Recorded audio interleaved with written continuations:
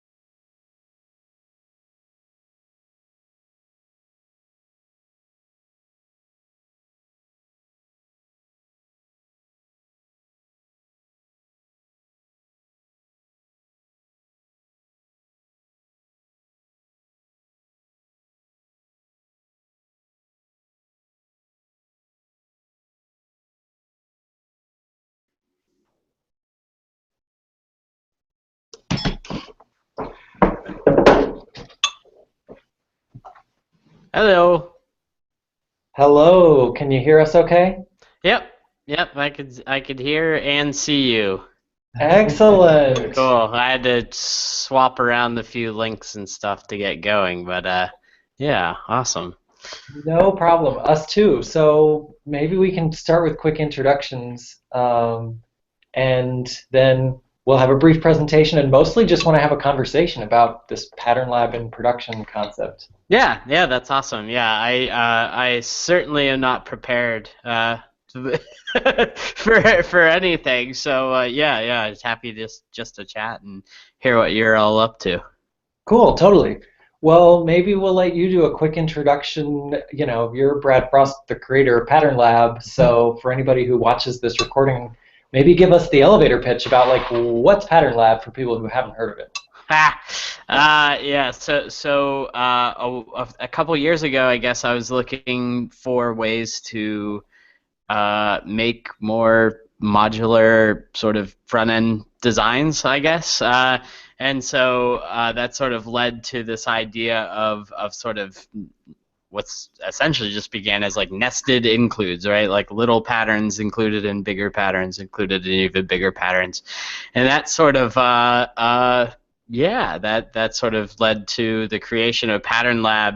But I'm not a very good programmer, so Dave Olson, who is a friend and down at the web team at West Virginia University, he sort of came on board. I showed him what I was working on, and he took it and actually turned it into real software that people can use now. I would not have been able to do that on my own. So huge thanks to Dave for actually like making it real.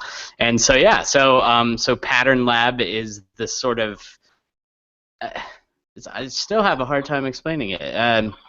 It's a way to create very deliberate UI design systems, and it gives you a couple different tools and sort of features to help you stitch all this stuff together. But yeah, that's like at its core, it's just sort of stitching these patterns together, and also gives you the ability to, which I'm sure you guys will talk about, to sort of swap out, or sort of pour in real representative content, or in your guys' case, like real content, into those patterns, so that you have this living, breathing design system that reflects the kind of content that you put into it. So yeah, that's maybe a little long-winded for an introduction, but that at its core is what Pattern Lab is doing. Awesome. Yeah, totally. Okay, so quick introductions on this side. I'm Brandon. I'm the CTO here at Pixo, and our main presenter today is my colleague Matt Sharkey, who's a developer who's championed some of this Pattern Lab in production. There we go. Yeah, I can see y'all. Yeah, you're good. You're good. Now I can't see you, Brandon. Okay, that's okay. Matt's championed some of this like Pattern Lab in production and how we use Pattern Lab and the workflow that we'll quickly show here and then talk about, and including some open source pieces now called Outpost and Lab Coat, which we'll kind of explain as we go. But Matt, do you want to say hello? Yeah, hey. So we used Pattern Lab on a site that we went live with about a month ago, and it was, I think, far smoother than any of us thought it would be. Excellent. Happy to hear that. for reasons that we'll kind of go into today, but I mean, I think I personally wasn't prepared for how well it would integrate into the process, and it's largely because of this separation of content and design that we'll get into in a little bit. Yeah, excellent. Cool, and we're joined by a couple colleagues here at Pixo, Jason and Carmel. Hey Brad, how you doing? Hi. I got to see a webcon. It was a really good talk this past Oh, week. awesome. Oh, thank you. Cool. So we're going to turn off the camera and actually let Matt visually take over the screen here and just quickly describe what we're doing, and then do a quick demo of what we're doing, and the whole thing's a conversation. So stop us at any point along the way, Brad, and we'll talk about it and see what you think. Sure. Yeah, awesome. So let's see. Get this to work. Do you see a title card? I see your logo. Okay. Let me see. Did you click the green screen share thing? Yeah. So I need to. Oh, there we go. That's How about that? Oh. Yeah, there we go. All right, cool. Okay. Oh, nice. So this is the site we were talking about. This is the site for the University of Illinois at Chicago. It is a humongous university right in the city. And this site went live not too long ago, about a month and a half. We're really proud of it. We got to do a lot of things with this site that we had never done before. A lot of the work that we did with the design and stuff that we couldn't have done in a more traditional setup, simply because we end up spending a lot of time fighting with our CMS. So lately we have moved into a space where we do all the front end work completely separate and outside of a CMS in what we're calling a decoupled space. Yep. We have a little tiny site that serves all the public, and we have the WordPress site where everyone logs into.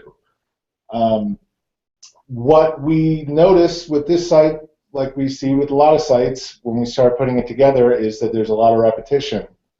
And that makes it ideal for a style guide, and in this case, Pattern Lab. This site is made up of a lot of similar components that get repeated with a lot of variation. Part of that was due to the fact that we had a very compressed timeline. We tried to keep the design as minimal and repeatable and reusable as possible. But it ended up, for whatever reason, lending itself really well to Pattern Lab. That's great. We had, about 5 or 6 different core content components like this that were repeated in variations, and Pattern Lab let us do things like make small granular changes and see them repeated across the site. We didn't have to worry about, would this little change we made to this button break the whole site? Would we have to now check 20, 30 pages because of some little tiny change somewhere? It also let us deal with the variations in similar pieces of content, and that was something I wasn't prepared for. I knew what we would get out of the Pattern Lab interface in terms of being able to test on different screen sizes and different devices, but I wasn't really prepared for how much it let us test the content itself. Yeah. And it's, I guess, no surprise going through and reading your book. I can see that that was a big part of the impetus behind Atomic Design, and we used it all the time here. I mean, we have these, on each of the landing pages of the site, we have a great big photograph and the a potential overlay. They can change the color like you see here. There's a whole bunch of variation. In the style guides that we've made in the past, this would have been 6 different pages, and if we wanted to make a change to each one, we would have had to go in and make those 6 different changes. It kept us from really experimenting with, well, what do these settings do? And being able to see if they choose blue and pink, does that work? Is this, how is this going to break? Is it going to, affect things that we don't know about? The Pattern Lab being able to separate that stuff out meant that we were always pretty clear that when we made changes, we know what the repercussions would be. And so we could do stuff like this where, from WordPress, they actually have the ability to update a photo and pick any one of these color overlays, and we don't have to worry about whether they know Photoshop and they can have to make these ahead of time. They can just go ahead and upload photos, pick these colors, and we can test them all out beforehand so that we know what's going to work and what doesn't. Wow, that's fantastic. Yeah. And this was kind of the motto, during the whole process, is just try to test as much different kinds of content, ideal circumstances, as well as the worst case scenario. And so for every single one of these elements, we were saying, well, what happens if there's a really big headline we don't expect? Or what happens if they shove a whole bunch of text in the button that we didn't think they would do? Yeah. What if they took out a photo and we didn't know that the photo was optional? And just trying to figure out how far can you go until you actually break this design. Yeah. And what we learned was that as long as we kept the separation of content and design, that we were always pretty safe. We knew that if we tested the right content and if it fit into the right design piece, that more often than not we would get the page we wanted. And this helped during the QA process because we can just test the site with a bunch of fake content, and as long as the content that's coming in from the site is the same shape as the test content, we can be pretty clear that when we move these designs over to the live site, they're going to work just as well. And like I said, I personally was surprised at how well we were just able to lift the templates we'd made in Pattern Lab and drop them into a live site, and almost entirely due to the fact that it forced us to make decisions about what the shape of the content was.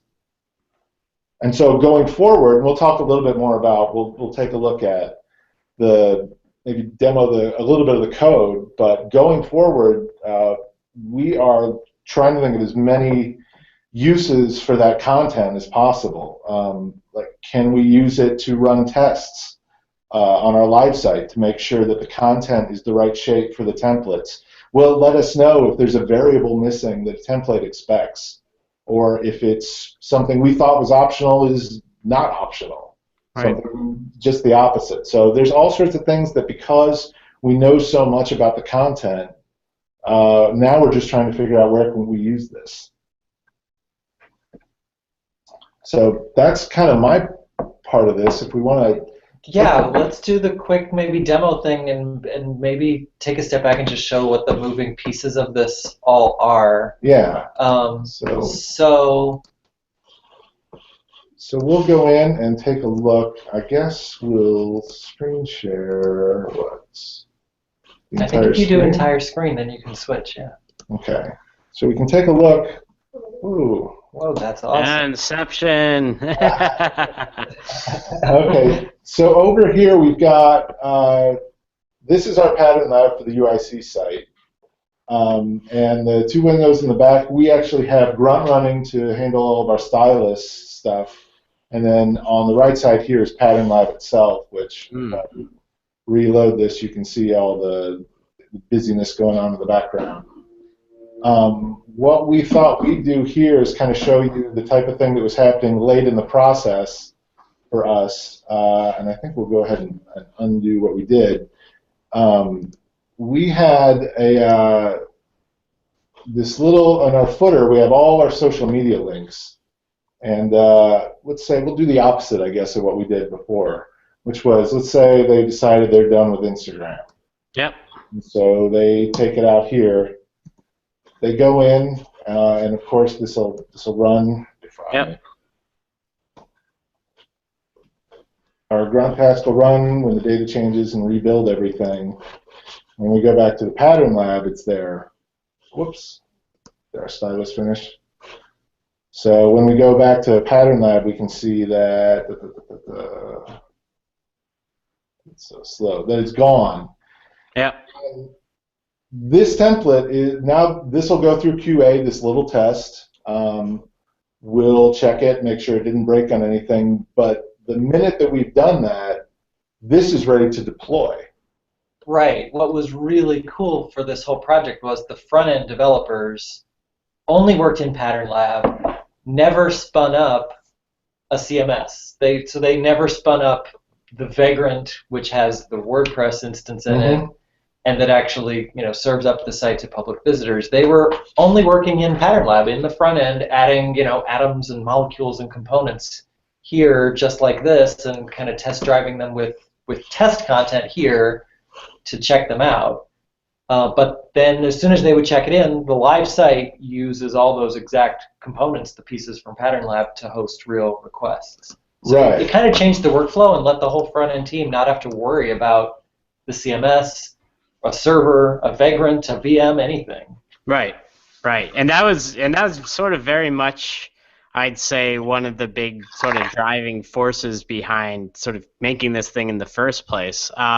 Just because, so static design tools are sort of cumbersome as all hell when it comes to, trying to show these variations and stuff. It's just like, too repetitious, you're having to, triple or quadruple your workload just to sort of show, like you're showing these different sort of hero areas and stuff like that. So static tools are pretty rigid. But then at the same time, in order to do this sort of whole dynamic content and show variations and show sort of different instances of something, would require spinning up WordPress or Drupal and setting up databases and all that stuff. And it's like, I'm just a front-end developer. I'm just making I'm responsible for the look and the feel, the UI of this thing. I don't necessarily need some heavy-handed like full force CMS. I just want to be able to swap some stuff out. So that's awesome that you guys sort of agree. It sounds like you agree with that. So. Right, totally. And maybe even a step further than that, like the front-end developers should be able to use their tools of choice and not just be limited to like making a WordPress theme or making a Drupal theme, in the CMS, but that they actually get to work outside the CMS in this whole other playground of their Pattern Lab laboratory. Right. Yeah, and I know. I mean, another aspect of this that was really nice was usually when we do themes for a CMS, you sort of start with the page and drill in. Right. With this, we were able to start with small elements, and we didn't need to have. I mean, Pattern Lab was the place where these things could be. We didn't have to have a page for them to live in. and we could start playing around with the small parts first and put them together. That was really nice to not be able to. I mean, usually I've been on projects where the first thing you do is just do the header because that's at the top of the page and work down. Yeah. Cool. I think for us though, the secret sauce for all of this is these data files that come with it, and this, once we sat down and determined what the shape of the content was, it meant that we could have teams working at a pretty steady clip completely independently, because we knew that as long as the content in the Pattern Lab data files would match the content that we were going to be feeding into the templates on the live site, I think we really never panicked about what's going to happen when we switch over from front-end work in the style guide over to the live site. And also because of the repo, we were always pulling in the latest templates from Pattern Lab into the live site to check it. And every once in a while, I mean, now I think one of the things we want to do is see if we can go in the opposite direction and maybe get our CMS to generate some of these data files so that they start with something, you know, from the CMS and then can work independently, knowing that it'll match up later on. So there's just a lot of like really exciting things that we want to do on the next one. Yeah, and I've talked to some folks who have done that, you know. So sort of by default, Pattern Lab has just sort of just a data file, and you just sort of say, okay, we're gonna have some default stuff, you know, and you can define whatever it is you want. And I think that's been one of the biggest advantages, I think, of using this tool is basically been, you know, you're just working with data. And so long as a content management system can export data in a JSON file, then you could suck that into Pattern Lab, and like you're all talking about is that you could sort of go the other way with it too, you know, from Pattern Lab into the content management system, provided again, just the data is in the right shape. Mm-hmm. So maybe that's a good segue to really quickly showing that network diagram and kind of talking about the parts of what runs Pattern Lab in production for us. Right. So this is kind of this is the repo that we have. I don't know if you're still looking at the. Yep. Okay. So Pattern Lab is kind of a first-class citizen here. It's right next to the public site, all the code that runs that. And it's a sibling also of our WordPress site. So we consider, you know, we had 3 developers on this project, and those 3 domains pretty much was one person to one section. Inside Pattern Lab, I mean, as you know, we did have to dig into the source directory until we start finding patterns. And I don't know I guess we'll talk about the arrangement of this and then kind of talk about, we've started to play around with arranging things a little bit differently for the sites we're going to do from now on. But these patterns are the ones used by the public site. We don't have duplication. We don't end up moving them when they're ready. I mean, the same files that generate the style guide are used to generate the live site. And I think one of the biggest advantages that came out of it was that the style guide never fell out of date. A project that we did right before this, as we moved the style guide into Drupal, we had to make so many changes to the templates to get it to work in Drupal that our style guide just was useless. And part of it was we had to cut out holes in the patterns in order to stuff content in. We didn't have the fake content to stuff it into or stuff in there on the style guide side, so they just lapsed. They were blank. Just a lot of filigree with no content. So being able to do that with Pattern Lab gave us, I mean, up until the very last day before we went live, we were still, all of our front-end tech was still making all of his changes in Pattern Lab. Never even spun up a WordPress site. So talk a little bit about the public site and that it uses this thing called Outpost. Right. So the public site is using a piece of software that we built for these kind of sites. It's called Outpost. It is a very, very light framework. Because the sites that it powers do very little. They just have to, kind of like we were talking about, they get a request in, they get the right content, usually this is fetched from WordPress, they find the right template, they marry them together and send along the response. So Outpost is largely concerned with getting content from remote sources, trying to cache it and save those calls whenever possible, but then running that content through Twig templates, which in this case are set up for Pattern Lab. So, when you don't do a lot, you don't need a lot. And Outpost is fairly light at this time. That's great. So Outpost is sort of sitting there in the public site directory, and it's sort of taking the output from the CMS and shoving it through the appropriate Twig template. Right. So when a request comes in for, say, and in a WordPress site, the request would come in, and one of the first things we would do is we'd ask WordPress, hey, what is this URL? And we would say it's this post. And then we would get that post information.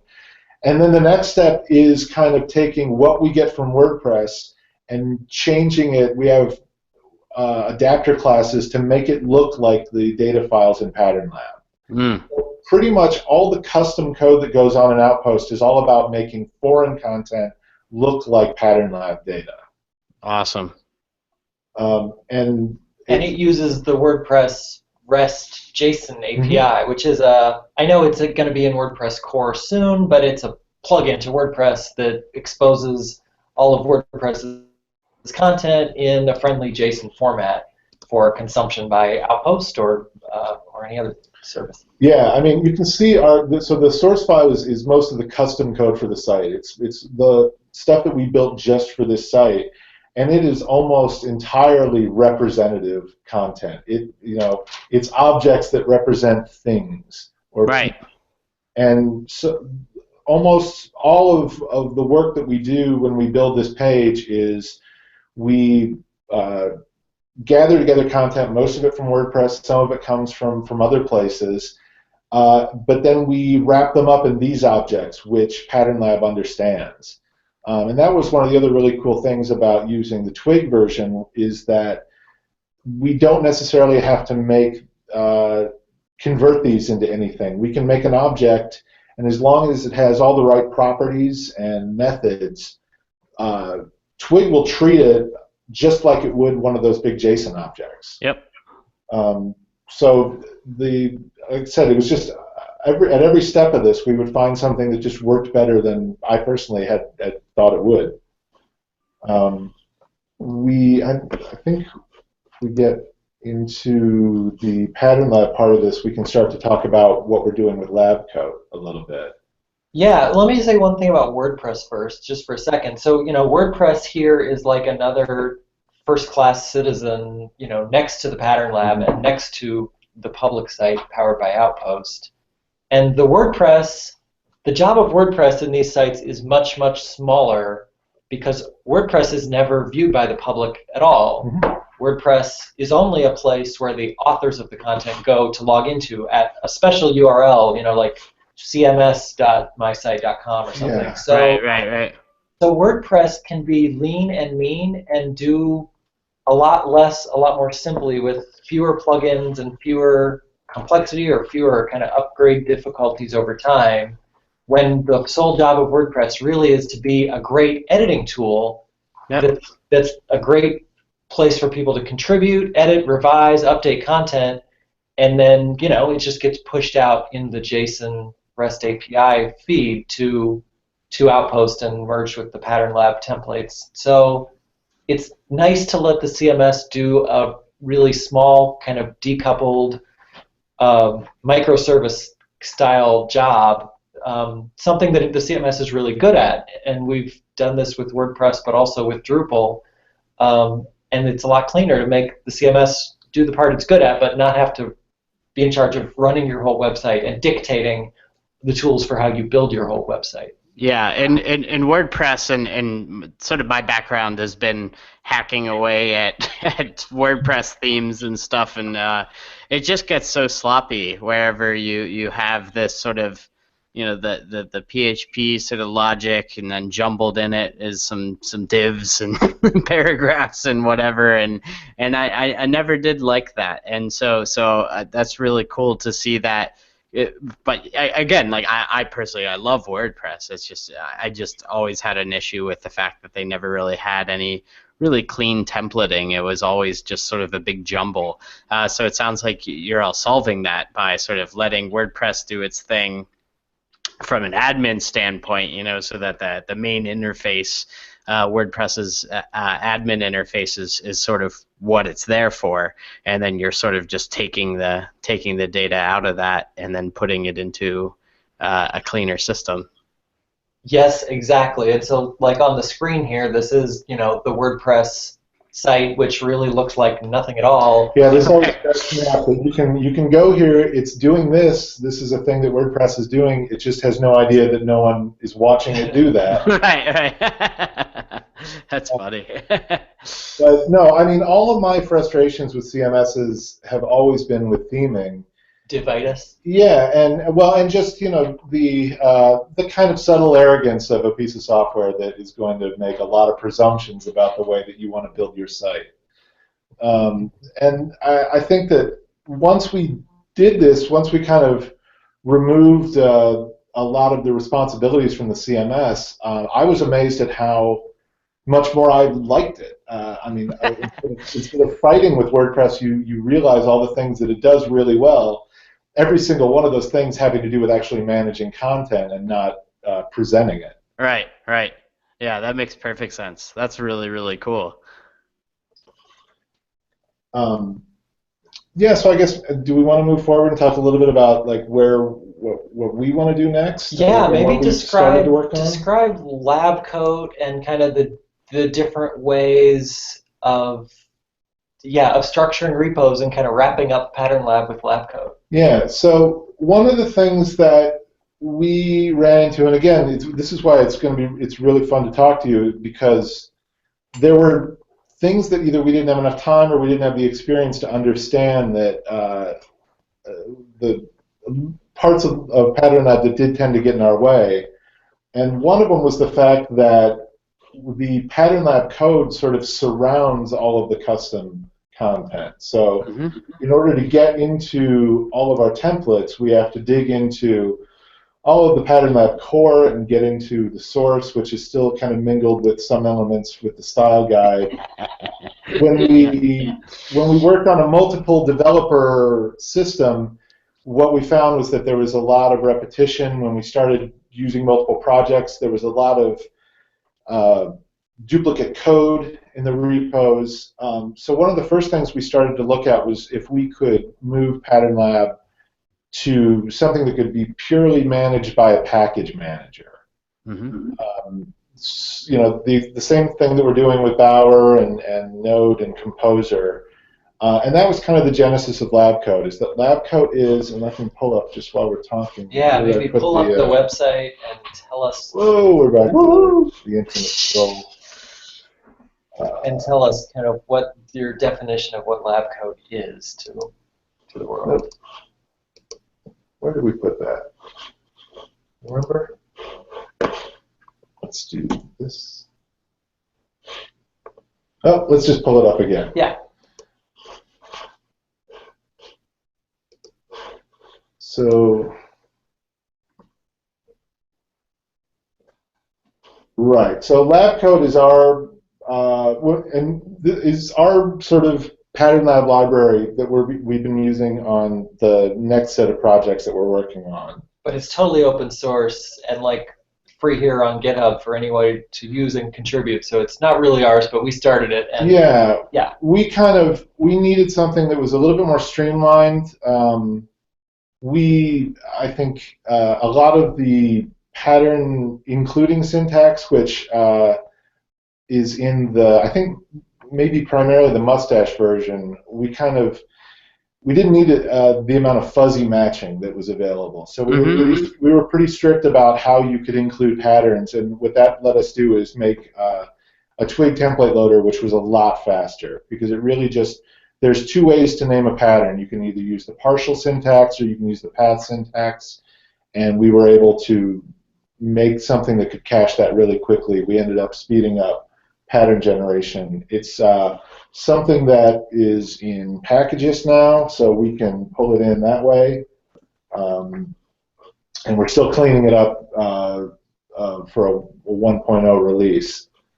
But the other thing we can do, and again, this gets back to the kind of interesting things we can do with content, is lab code, in a certain sense, it kind of makes a representation of a pattern lab. So when you spin it up, you tell it where pattern lab lives, and it gives you back this lab code object, which is a pattern lab object. And you can interrogate it and ask it questions just like a regular object. You can find out how many types there are, what are the subtypes within those types. This was really useful for us because then it allowed us to dig into specific data. And we can say, for instance, when we get down here into testing, we can start validating things. So if we have an event and the event has these 4 properties, and in production we have an event class and it has a property, but it also has a method which will map to one of those properties, we can run our tests on these and say, given this pattern lab, I want to make sure that this variable right here, pattern and hash and the name of it, matches up with this class name. And then when we run it, it'll tell us something like this. It found almost everything except, you don't have a time. Yep. And you need to go back and you need to add something that maps to the time variable in this event. Yep. And what that'll let us do is do a lot more automated testing on content. And that's really, I think, the stuff that kills our QA department, is every single change to the front end has to be QA'd by hand, by eye. Yep. Being able to sort of take that to the place where we can turn it over to machines is, I think, going to be something that will save us a lot of time going forward. Yeah, I think that's absolutely fantastic. It's actually funny and interesting timing. Just yesterday I was talking with a guy named Micah Topping, and he's been working on a bunch of Pattern Lab stuff as well, but also doing just a lot of stuff with JSON and sort of working with JSON schemas. And so he was schooling me on that yesterday, and basically it looks exactly the same as as you scroll up, where it's like you have your event and you're basically saying, here's the schema for this particular kind of content, and you could set certain things to true, false, required, not required, this is an array and this is a whatever, and that allows sort of that same same automated testing to basically say, like, hey, is the system providing this? Is the content management system providing the data in the way that we need it? Yes or no? And if it's not, then you can sort of go in and dive into it. So I totally agree with you that instead of just the sort of feeling around in the dark that a lot of QA people had to do back in the day, it's like, here's this opportunity to sort of, let the machines do some of this and make sure that everything is mapping, that the UI is mapping to the content and vice versa. No, I think the enormous amount that the system already knows about your site, I think at this point we just kind of want to leverage some of that. Like there's just so much stuff that we've poured into templates and these placeholder data files that tell us a lot more about the site than I think we're aware of. And I think being able to dig into that and use that as a sort of leverage against, again, stop repeating ourselves, trying to streamline the process. And actually, this goes back to the sort of siloed developers, or at least the people being able to work independently of each other, that as long as we maintain these boundaries where these two things match up, these two puzzle pieces match up, everything that connects to those on either side should be fine. We just have to worry about the places where one person's work starts to cross over into another person's work, and this is one of those ways that we make sure that those mesh up.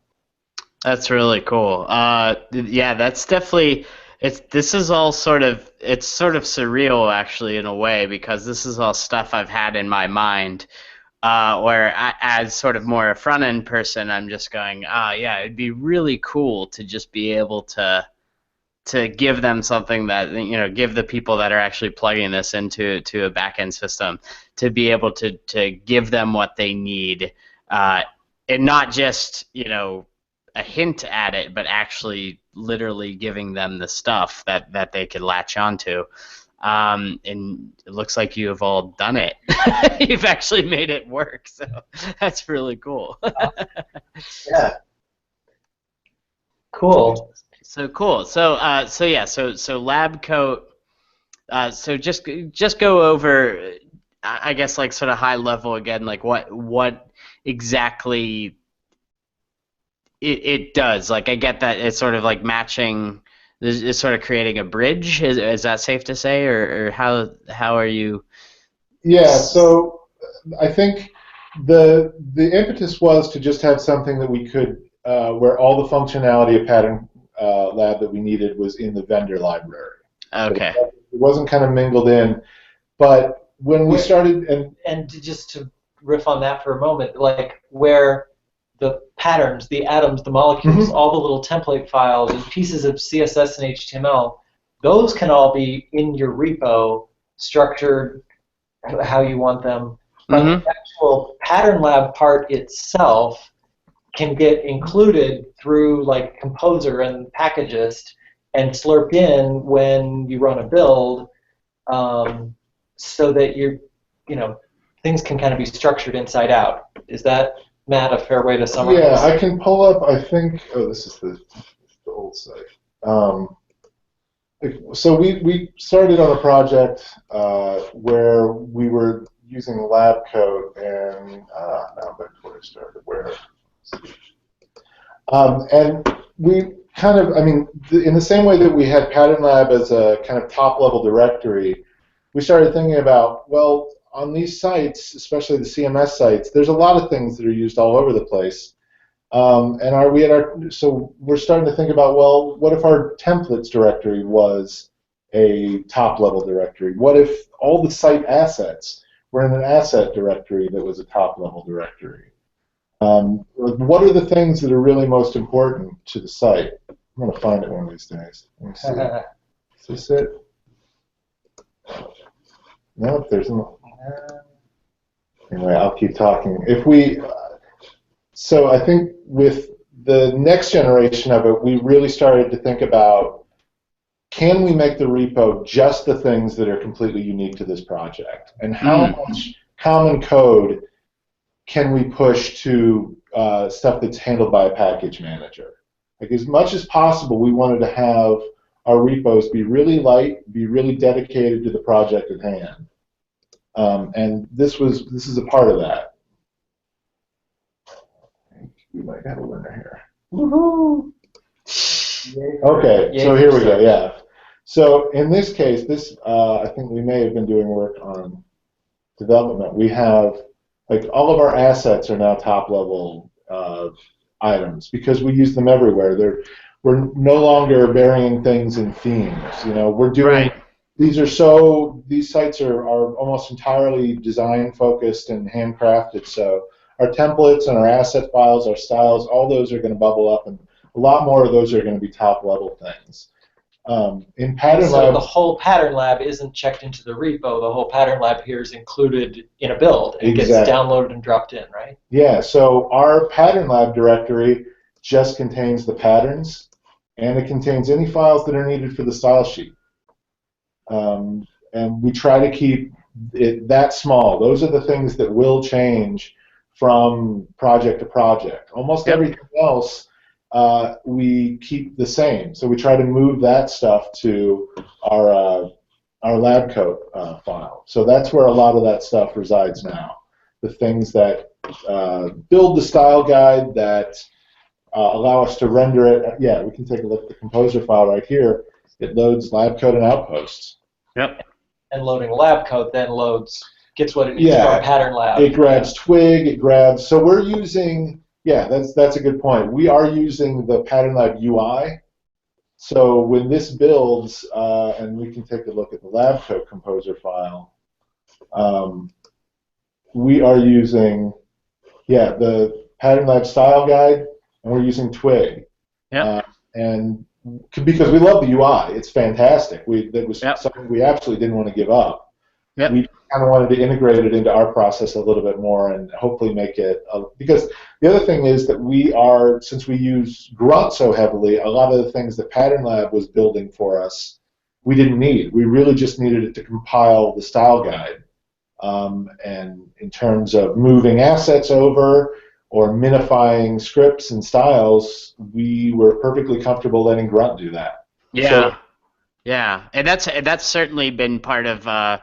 So basically, what's been going on with us, Dave and I have been working on the new version, and are sort of hitting on it. It's really cool, sort of, to see you've all just more or less taken matters into your own hands. But that's sort of one of the things that we've been hearing from a lot of different people, is that people are saying, oh, I want to use this tool, but I'm using this stuff. I'm using Grunt for handling all this other stuff, and me myself, I'm doing that as well.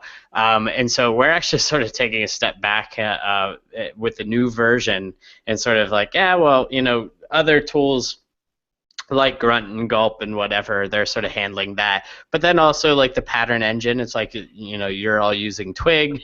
Other people, I'm still using Mustache. Other people are like, where's Handlebars? Where's Jade? Where's blah, blah, blah? Where's everything? There's so many different languages out there. And as you've shown, you're able to do really sophisticated stuff whenever Pattern Lab is matched up or really tightly coupled with the templating language of the content management system. So for example, Drupal 8 is using Twig, and so if you're writing your stuff in Pattern Lab in Twig, it becomes that much easier to, even if you're not doing the as sophisticated stuff as you're all doing, at least it's sort of in this similar format where you're not going to have to rewrite it all just to get it into the content management system. So that's been a big sort of what we've been doing with this new version, is sort of decoupling things. So it's like, if you like the UI and if you like the default patterns that it gives you, that's cool. You could use those. But if you want to use a different templating engine, cool, go for that. And the idea is to hopefully build sort of these different starter kits, wherever we can. It's like, oh, here's Pattern Lab with bootstraps stuffed inside it. Here's Pattern Lab with foundations stuffed inside it. Here's one with like the kitchen sink in it, and it's doing like literally everything. But then here's one that's totally blank, or here's one that's just sort of very minimal. So the idea is to really make the tool a lot more flexible, so that more people can make use of it and make use of the things that they feel are helpful, and leave behind the things that maybe they don't need. Yeah, and I think it's kind of caused there's a little bit of a confusion sometimes when we talk about Pattern Lab, because we use it to mean, I think, some things and mean other things at other times. Sometimes when we talk about Pattern Lab, we're just talking about those collection of templates, the patterns that we've made for all this. The atoms and molecules. Yeah. Other times we're talking specifically about the UI that we use to test stuff. Like, let's take a look at it in Pattern Lab and see if it'll break. All right. It is kind of, I noticed even in the short time that we've been using it, that it's sometimes what we're talking about means different things at different times. Yeah. Yeah, it is always very fascinating, and just even a lot of the language that I've been using, things like atoms, molecules, organisms. It's just really funny. The more I travel around, the more I talk to folks, the more I see how people work. so long as you're all able to understand each other, that's all that matters. I keep telling people that because some people like to get really pedantic with me with, why did you call it atoms and molecules? Why didn't you call it elements and blocks and blah? And I'm just like, don't worry about it. You're stressing yourself out. Don't do that. Just use whatever language makes the most sense for you and your team. And yeah, like you do, especially whenever you sort of have, I could see how it can be a little confusing because you're sort of using Pattern Lab in sort of pretty sophisticated ways. So there's a lot of different layers that are going on, and you're sort of all referencing them with the same name. So I can see how that could be confusing for sure. Yeah, well, I think that, so the last project we had 3 different categories of things that the words were all pretty much synonymous. We had components and elements and some other thing that could never figure out, are elements made of components, or do components make up elements, or couldn't have. Yeah. So I think, yeah, just having a standard language, I think, has helped. Just deciding these are called atoms, these are called molecules. Yeah. Yeah. So I wanted to ask before, I know it's 10 till here, but before our time's up, a bit about your book, Atomic Design, and about, you're writing it, and it's like, you're putting it out as you write it, which is cool. Have you thought about how do atomic designs live once they're in production and once there's a live site and it's the ongoing evolution of the atomic design? Yeah. And I think that a lot of what you're showing really helps prove, that there is a life after this. So historically, you guys still there? Did I lose you? I might have just lost you. Burp, burp, burp.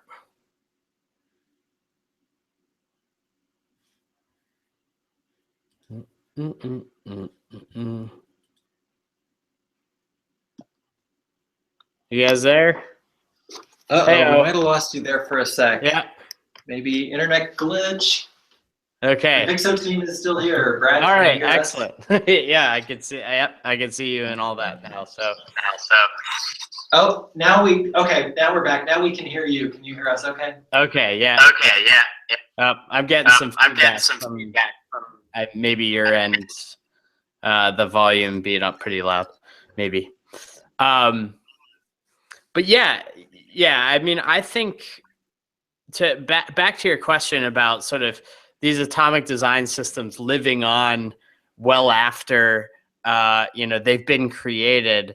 That's why it's really fantastic to talk to you all, and to sort of go in. I've been into a couple other places where they've actually done a great job at making it not just a deliverable, or not just a prototyping tool, or not just something to make the initial front end and then you plug it into WordPress or Drupal or whatever other CMS, and then the Pattern Lab just sort of dies. It just goes away. It becomes obsolete or whatever.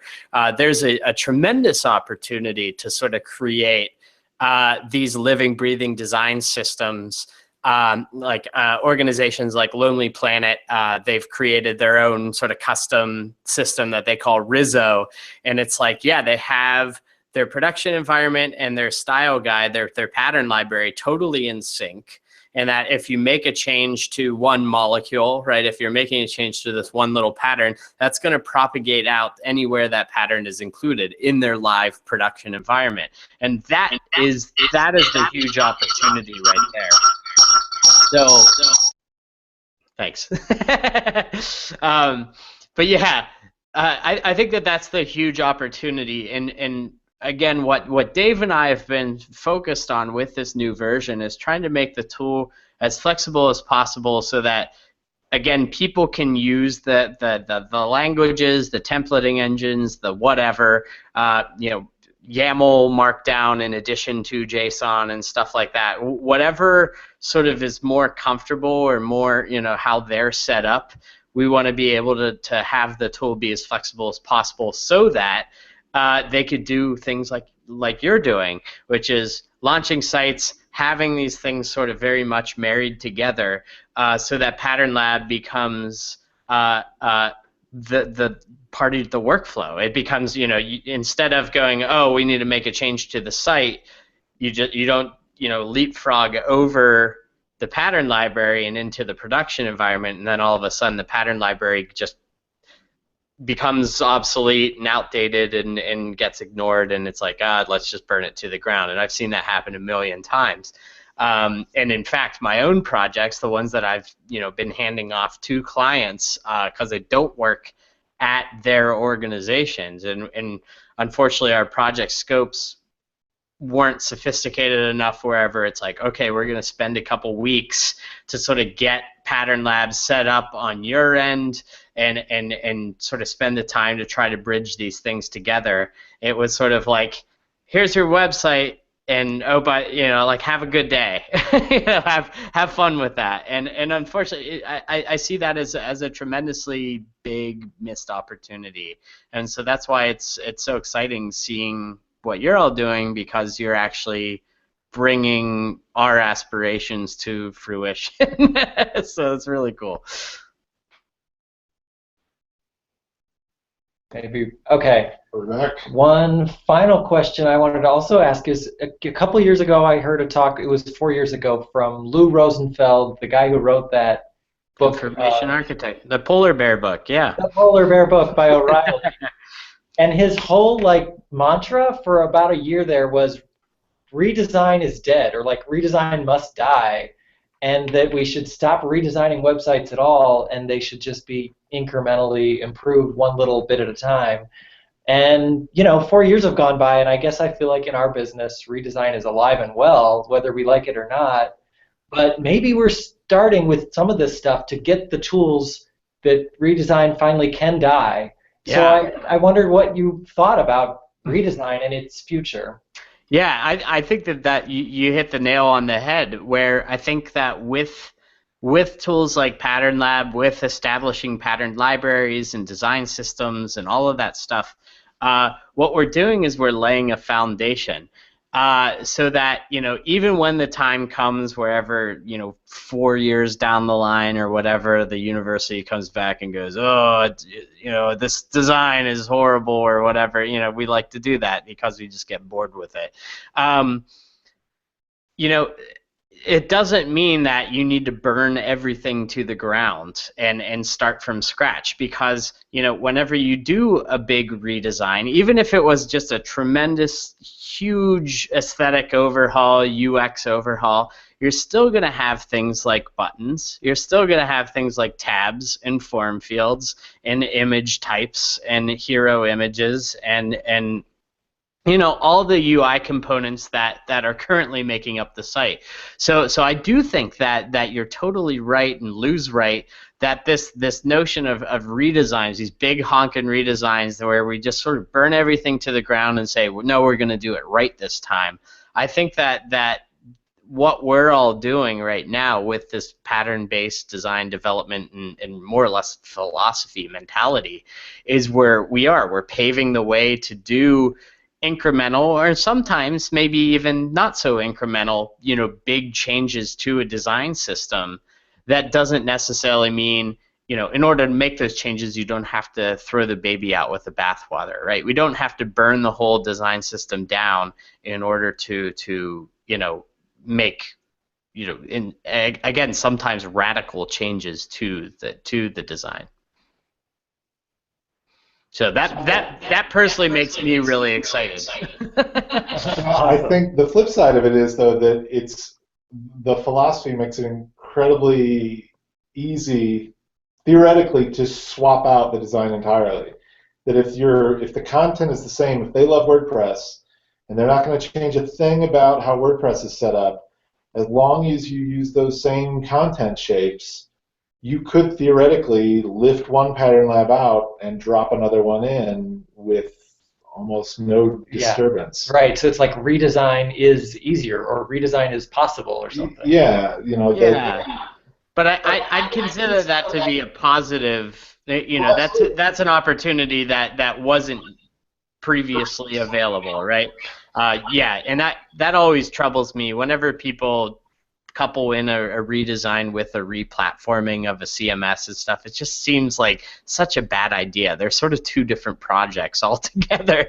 But yeah, so I sort of see this foundation enabling a whole lot of things. Again, the ability to do A/B testing. You know, I talk to a lot of organizations, and they're just not at a place. You know, they're constantly sort of struggling, trying to keep up and trying to stay modern or whatever.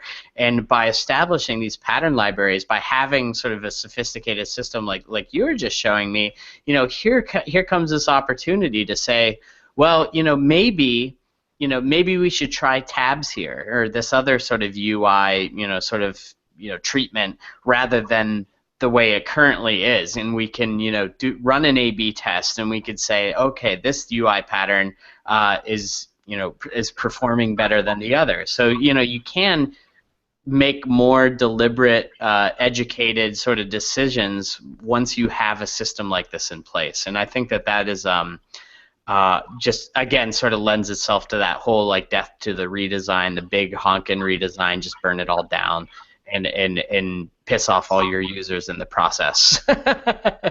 So yeah, totally. And like you said too, having a clear API for your content and sort of using your content as if it were a service or as if it were an API lets you change out the CMS too. So by having a simple little WordPress installation with just a few things and serving up some JSON, it's really easy then to say like, oh, well, when it's time to upgrade WordPress or upgrade Drupal or switch out to a new CMS, it's much easier because the CMS isn't the be-all and the end-all powering everything. The CMS is just the little content engine, and as long as you replace it with the next version and it spits out the JSON content that you need, then you can work on that component without having to tear apart and rebuild the entire machine. Yeah, I couldn't have said it better myself. I think that is a tremendous opportunity. And again, seeing how much money gets thrown around, people migrating CMSs and stuff, it's like, holy smokes, you're talking about tremendous amounts of money and time and effort saved by sort of having, like a thinner CMS rather than one that's trying to do everything. Yeah. Yeah, I think all of this is just tremendously exciting for us when we see just, I don't know, I keep coming back to how hard I thought this was going to be and how easy it ended up being, and it makes you want to reach a little bit further with the next one. Yeah. Well, that's awesome. Well, that makes me really happy. Thanks so much for taking the time to show me this. This is certainly really exciting for me, and again, it's just really cool to see you all executing things that have been sort of in my mind. You're actually doing it, so that's sort of validating and vindicating, I think, for me. But also just really exciting, and I'm happy to hear that you're all happy that you're finding it effective as well. Yeah, totally, and validating for us to know like we're using Pattern Lab in the ways that the whole industry and kind of the shift of the ways we work makes sense for a lot of people, not just ourselves. So yeah, it's good to hear. Yeah, that's awesome. Well, definitely keep me posted on the progress of LabCoat and Outpost and any new projects or something that you're rolling out, or and certainly would be happy to sort of keep the conversation going. Yeah, totally. Us too. We'll keep following what's up with Pattern Lab and the book, and we'll definitely stay in touch. And yeah, we love kind of making these tools that will make other people's jobs easier and other people's workflows better. And so I was really glad we could connect, and let's stay in touch. Awesome. All right. Hey, take care. Thanks very much, guys. Have a good afternoon. Thanks for All right. Take care. Bye-bye. Bye-bye.